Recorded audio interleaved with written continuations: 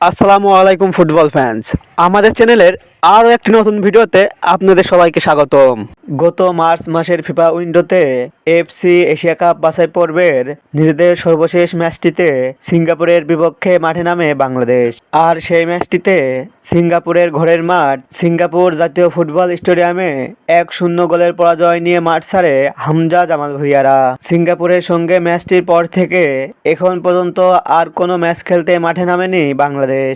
দীর্ঘ বিরতি শেষে আবারও মাঠে নামতে চলেছে লাল সবুজের বাংলাদেশ। আজকের এই ভিডিওতে আলোচনা করব বাংলাদেশের পরবর্তী ফুটবল ম্যাচ কাদের বিপক্ষে এবং ম্যাচটি কবে কোথায় কখন অনুষ্ঠিত হবে তা নিয়ে।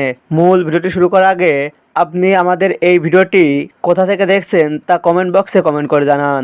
এফসি এশিয়া কাপ বাছাই পর্বের ম্যাচগুলো শেষে এবার জুন মাসের ফিফা উইন্ডোতে একটি মাত্র প্রীতি ম্যাচ খেলতে মাঠে নামছে বাংলাদেশ, যেখানে প্রথমবারের মতো ইউরোপের কোনো দেশের বিপক্ষে মাঠে নামবে জামাল বাহিনীরা, যেখানে বাংলাদেশের প্রতিপক্ষ হিসেবে থাকছে ইউরোপের সান মেরিনো।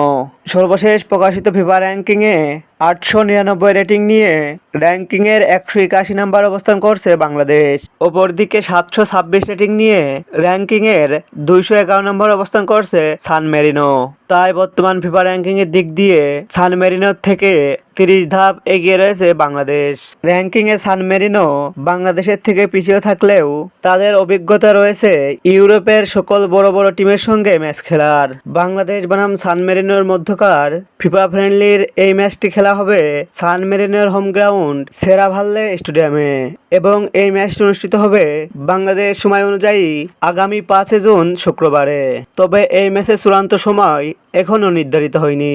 এখন দেখার বিষয় নতুন কোচের অধীনে ইউরোপের প্রথম মিশনে কেমন করে বাংলাদেশ দল। ফুটবলের সকল নিউজ ও আপডেট পেতে আমাদের চ্যানেলটি সাবস্ক্রাইব করে পাশেই থাকুন। ধন্যবাদ।